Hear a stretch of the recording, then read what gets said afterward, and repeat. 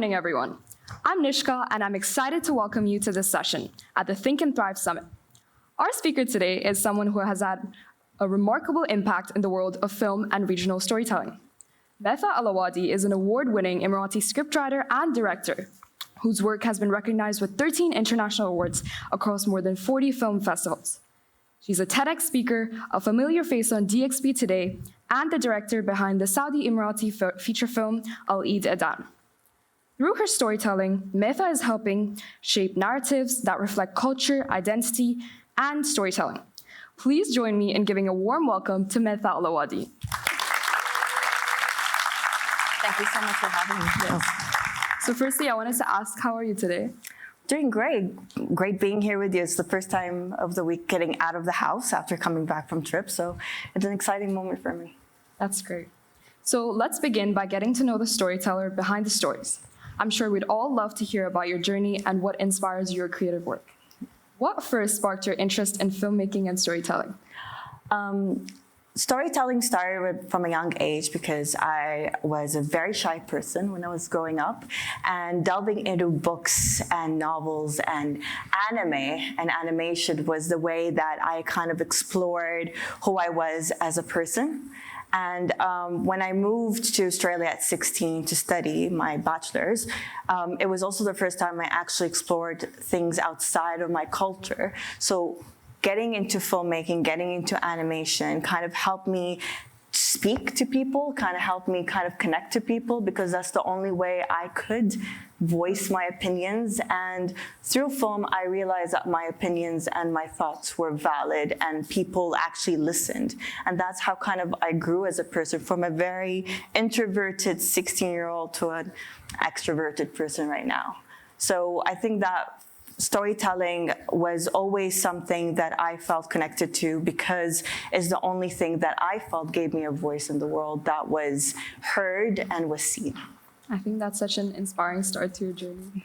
As a scriptwriter, what do you look for when developing characters and plots rooted in regional identity? Well, that's a very interesting thought, because you kind of shape your voice as you grow and as you explore film more. In the beginning, I wanted to kind of follow the footsteps of my kind of heroes, the people I admire in the film industry, which is like Quentin Tarantino, Wes Anderson, Tim Burton, who actually started my journey, and Hayao Miyazaki. But as I kind of grew more into trying to make films for the West, I realized that coming back home, there's a lot of stories that are rich in not only our culture, but rich in telling stories that I kind of felt lacking when I was growing up. Where are people that represent me or represent my brothers and sisters, like on the big screen? So that was something that was kind of lacking, because we only saw it on TV serials during Ramadan, and that was our kind of venture into our storylines. But mainly it was either comedy or drama. But where are the exploring womanhood in Arab cinema? What about diversity and neurodivergent people? So I think that as I came back to the UAE after studying, living 7 years abroad, I realized that I need to tell those stories, and I need to start with something that I feel connected to, which is women's stories, female stories from this region that haven't really been heard or haven't really been represented well. And the people that I kind of looked up to now changed from people from the West to people from Asia, or from other sides of the Middle East, because the cultures there are so similar to ours, so I kind of got inspiration from them. And that's kind of what shaped kind of my voice and my need to kind of create more Arab, cultural Arab enriched storylines. And that's where the characters come in. Characters that represent me, characters that represent my neighbors, my cousins, my family members, my ancestors. And that's kind of how I started creating and writing stories. Those are the stories that I'm writing right now. I think that's so powerful that you want to display your culture in your film. And Thank you. How did your experience as a TEDx speaker and media personality shape your storytelling approach? Well, TEDx was a very funny situation. I landed TEDx while working in Dubai iRadio. I was doing Vox Pops, and I was at one of the schools, and I was doing Vox Pops there about Miley Cyrus and Wrecking Ball. From Hannah Montana to Wrecking Ball, how do people feel? And one of the people that I was speaking to was a teacher there, and she was like, oh, you're local, you speak English very well. Would you be interested to give a TED Talk on our school about identity, which is something I struggled with so much growing up because I didn't know where I belonged in the world. I was trying to fit in my culture, but at the same time, my mom kind of raised me to be more global. So where do I fit in? So that topic was very, very much resonated. But talking about how that shaped me, TEDx was the first time I've ever spoken live on stage and have severe stage fright. So it was a very challenging point, and I realized from that point that I needed to challenge myself more and push myself more in front of the camera to overcome something that I felt that was kind of needed to overcome to accomplish things, because honestly, any goal you have, any challenge you face, you need to overcome them, even if it's frightening. And stage presence, or being on stage, or being in front of the camera and being center of attention, is kind of something that I'm still trying to overcome as I go.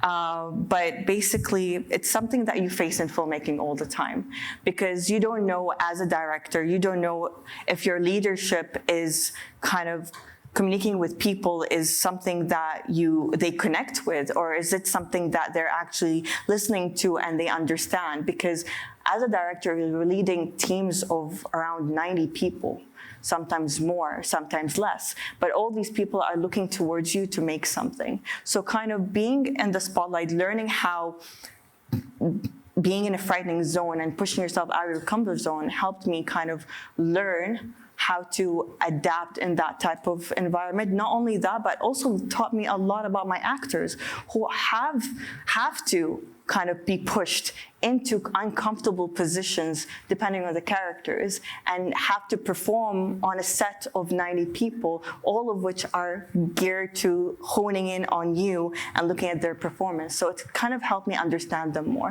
And I think that it also gave me confidence to go and approach people and pitch and speak about who I am and what I want to do, and end up with me here today. I completely relate with the TEDx point. I'm actually organizing the TEDx event at Sunmarke, and I feel like that will also help me grow as a person, and that's a very inspiring journey. I'm excited to attend that then. So thank you for sharing that insightful background. Now let's explore how your perspective is on the industry itself. In your view, how has Arab cinema evolved over the past decade? Well, starting off, one of my favorite directors in the UAE always says, we don't have an industry yet. We have a film scene in the UAE. And that's very accurate, because we didn't see many Arab films coming out of this region in the past 10 years. But now, in the past 2 years, we've seen an influx of features coming in from not only Saudi Arabia and Kuwait, but also the UAE itself. Last year, we released around 4 feature films. 3 of them were headed by female directors, which is a big, big thing. This year, we've seen a completion of Nail Khaja's second film, Bob, Ali Mustafa's film, City of Life 2, and we're seeing other films being made as well. So I think that Arab cinema is growing so much and so rapidly in the last 2 years, and it's going to continue growing in the next 5 years, that we're slowly starting to see a film industry forming in this region, which is super exciting, because not only are we excited to see our films and our people represented on camera or on the big screens, but also the West are looking to us to do that. I've spoken to someone, I was in South by Southwest this year, and some people approached and said, we have a lot of Arab communities back in America, back in Canada, that don't have representation. They don't see themselves much in film, and how can we expand that? So what we're doing here in the Arab world right now with the film industry is helping people outside can reconnect with their roots and culture and see something that they feel represented by, because they most likely have not lived in this area of the world. They have not seen much except during visitations and through family and through storytelling. And this is a form of kind of embedding our history and our culture in a long-lasting, more powerful medium. No, I think it's great to see how far the Arab industry has come, and I'm waiting to see how far it goes. Yeah. How do you see the future of storytelling evolving with the rise of streaming platforms and AI-generated content? Well, AI is becoming something that people fear and people love at the same time. I think that when AI was first introduced, I would say that a lot of people were worried about their jobs, mainly about people like AI taking over all of your kind of creativity. And I was one of the people that was like that, to be honest. But then I kind of realized that AI is a tool that helps us create more content and helps us get over some blocks that we thought we couldn't overcome until like weeks or months after. For example, writer's block. Sometimes you get a writer's block that hits so hard that you can't, like for me personally, I couldn't write for 4 months because I don't know how to move past a certain point. And with AI, you can overcome that and you can easily get the project done in a shorter time span than anything. But in terms of how does that and streamers kind of affect the film industry. With streamers, the film travels faster, the film travels broader, there's more need for content, and there's less need for waiting. So people stopped waiting for things to come out. When we were like back in the 90s, I would say 90s, early 2000s, we used to wait for episodes to come out. We still do in some areas, but with the introduction of streamers, we actually don't have to wait anymore. For example, we can see a whole season or past seasons back to back. But the negative effect of that is that we are impatient now with content and we need to consume more content. So there's a positive and negative effect on both AI and streamers being in the market because it just allows more accessibility, but at the same time, the quality or the attention span has reduced, kind of like social media. Yeah. Yeah. No, I think you've highlighted such an important perspective on where we're headed because there's always growth and hopefully AI becomes like an important tool in the future. Yeah. With the rise of independent creators and platforms like TikTok and YouTube, how is traditional film and television adapting? Well, we're seeing a very interesting rise of verticals. I'm not sure if anyone's on Instagram, you probably have seen those vertical dramas that pop out as ads. So that is actually becoming a huge trend in the industry right now. People are pushing and actually producing verticals from streamers like Jio Cinema in India to a lot of production houses here and abroad that are wanting to produce vertical series because it's easily consumed as like attention span has become shorter, easily consumed, and it's another way of storytelling. However, the quality is a bit not as high as when you're seeing it in film. So it's not like a competition right now, but the problem I feel with verticals is that we don't know where it's going to head. Is it a trend that's going to last? Is it a trend that's going to stay? Is it a trend that is just here for a moment and gone? But the beauty of verticals is what we can get out of that is the fact that if you are a content creator on social media and you want to create content now and you want to make a show, you don't necessarily need a streamer to greenlight it or a production house to greenlight to make it. You can go ahead and produce it yourselves. And that's a way of showcasing your work. I always encourage actors and film students and people who are starting out and wanting to showcase their work, but they don't have the budget for it, or they don't have someone like a production house or a streamer to back them up, to create these verticals in a higher quality in a way they want to tell, because social media is a great platform to not only monetize things, but to also get exposure as an actor and as a filmmaker and tell stories that mean a lot to you, even if nobody's backing up now, because through that, you will get that recognition, you will get those people that you wanted to see your work, to see it and back you up later. Yeah, definitely. The accessibility is definitely increasing. Yeah. And that gives opportunities to more new creators. Yeah. What role do film festivals and international showcases play in launching regional talent onto the global stage? Film festivals, I always think, is the best way to showcase your films because it gives you a broader insight of who is watching and what they're looking for. I always suggest, even if you have a script, to send it to film festivals, because that's a way to judge whether your writing is good enough right now to go and pitch or to actually go and make that film before you make it. Writing a script is easier than producing a film. So that's one way of showcasing that. And not only that, but once you do a film or put a script in festivals, you're putting it out there into the world to see. And people look at it. Even if you don't know them and they don't know you, they go and see those films in those festivals if they were accepted. And they will get to know who you are as a filmmaker, and they might approach you with a project. I got one of my scripts that only went to festivals. I'm right now looking at funding. I got approached by an American producer to produce it, even though I don't know him and he never knew me. But because he found my project online after it was in festivals, and he was interested to explore more.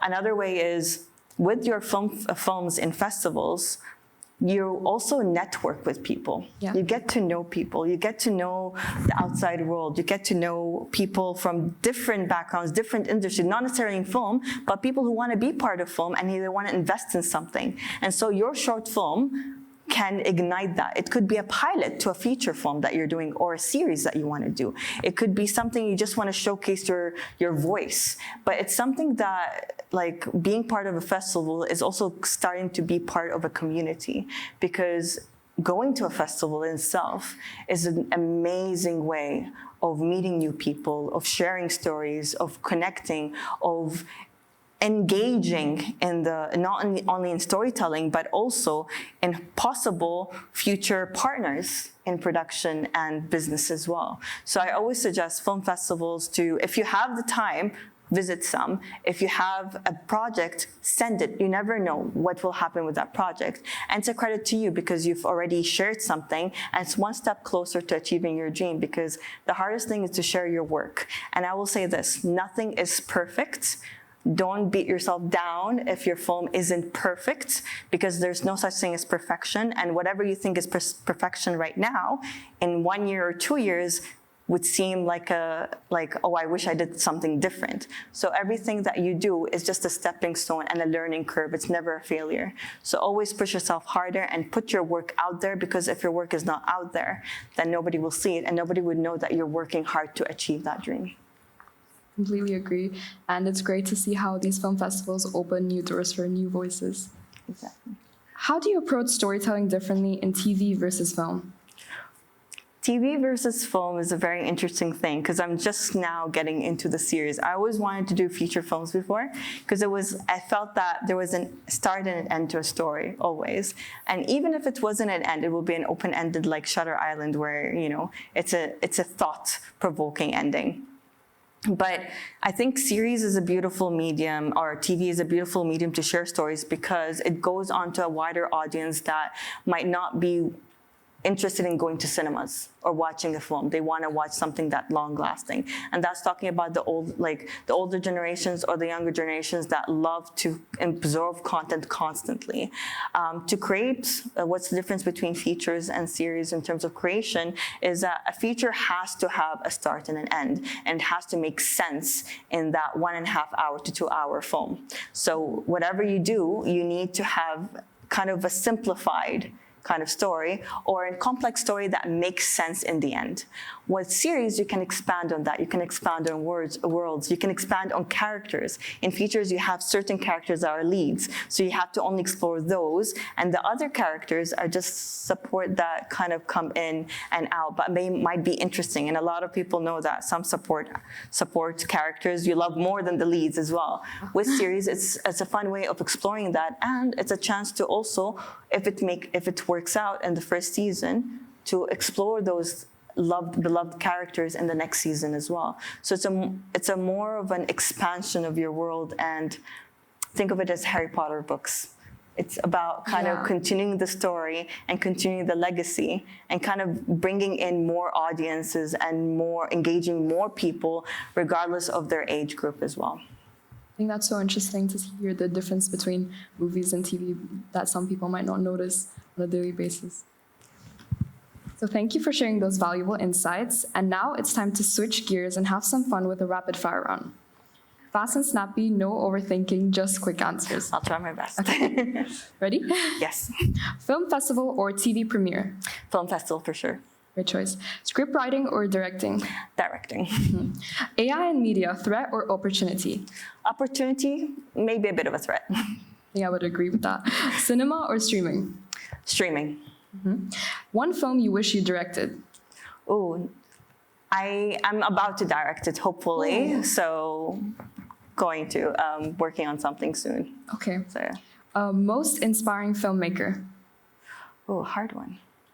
I want to say Nail Khaja because she worked really hard to be where she is today, and she really paved the way and motivated a lot of people to come through. It's a great choice.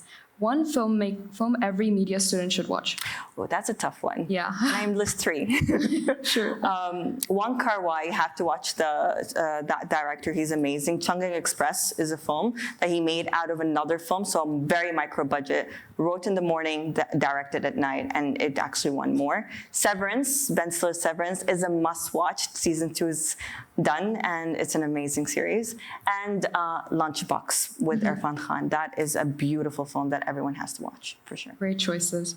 Dream location to shoot a film? Right now, I'll say India. Which genre is your favorite? Tough one as well. I love drama. I love drama, but I love watching comedy more. I would agree with that as well. Audition tape or in person? Both, I would say, because it depends on the actor. If they're available to come on set to audition, then that's amazing because you can work with them. But I don't want to exclude people that cannot, because there's amazing actors out there that are not able to come because they're either overseas or so. So self-tape is a great way of using it, and now it's more accessible too. That was great. That was an incredible rapid fire round. Thank you. And now as we transition into our final segment, we have some questions from our students looking forward for your expert guidance. For students passionate about storytelling and media, what key skills should they begin honing now to succeed in the industry? I would say collaboration is a big one. A lot of people know this but don't understand it fully, that filmmaking is not just one person's project, it's everyone's project. I call it everyone's baby. When you create something, you're putting a lot of effort into it. So knowing how to collaborate with people and knowing every person's role is a very fundamental thing, especially if you're a director or a producer, because then it helps you understand the limitations and as well understand how to communicate with that role. And I would suggest that if you're a film student, that you go and explore every single role, because you might have one role as something that you really want to do, like majority of people want to do producing or directing or script writing or acting. But there's cinematography, there's art, there's costume, there's editing. Those are beautiful roles that you need to explore to understand, if you want to be a director or producer, to understand your crew better and to understand what they're doing and to understand how to communicate with them and the limitations, or explore different ways of problem solving during set because you have a time limit. But at the same time, you might find out that you love something else. I had a director intern on board with me on that project, my feature, and she wanted to be a director. But then she worked as art, and she fell in love with art more than ADing. So now she's exploring cinematography. It's because you never know what you will fall in love with and where you actually will end up. So exploring those not only broadens your understanding of filmmaking, but also gives you a lot of different kind of avenues for work. Because I'll say this one, filmmaking does not pay. But it is very rewarding because you're seeing something that you worked hard with a lot of people who believed in the same project come to life. And you're doing it for the audience and you're doing it for the future. So it's a very beautiful project, like a very beautiful career path to go through. But at the same time, you need to collaborate and you need to understand that when you're on set, there's no egos and that everyone's the same. No matter if you're an A-list actor, an A-list producer, an A-list director, or a newcomer, there's always something to learn. And it's a never-ending journey of educating yourself and learning from, I won't say failures, but learning from your past kind of imperfections in a sense. So it's collaboration, learning, and educating yourself. I think those are key skills that are required. Yeah. And I think you touched on this before, but how important is networking and what is the best way to build genuine connections in the industry as a student? I would say, and this is something that I wish I had, because when you're a student, you have accessibility to a lot of tools that you will not get once you leave school, which is your team, your classmates, your equipment. Utilize it as much as possible. Take advantage of that. But also, like, the people that you work with in your film school are the people that will be your colleagues later down the line. So having that community, connecting with them, and making sure that you're always collaborating and in touch helps you in the long run, because you never know where that person ends up. Even if it's somewhere abroad, they might help you in doing co-productions sometimes, or collaborating in a different way, but also networking through festivals, networking through events like these, networking through LinkedIn, social media.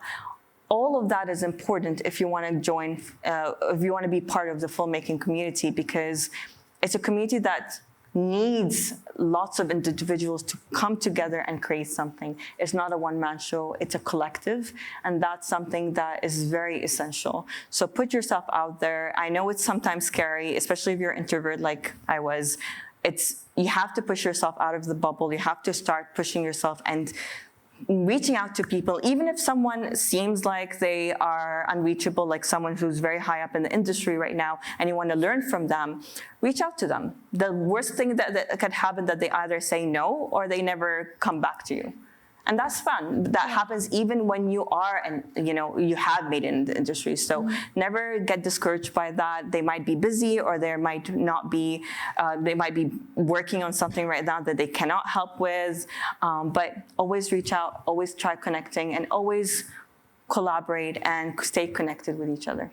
I think that's so insightful. Thank you, Ms. Maitha, for sharing your journey and giving us a meaningful look into the world of regional storytelling and filmmaking. You not only represent Emirati identity, but also inspire future creators to tell stories that matter, stories that reflect culture, community, and change. We're incredibly grateful for your time and insights today. Please join me in giving one more round of applause to Maitha Alawadi. Thank you so much.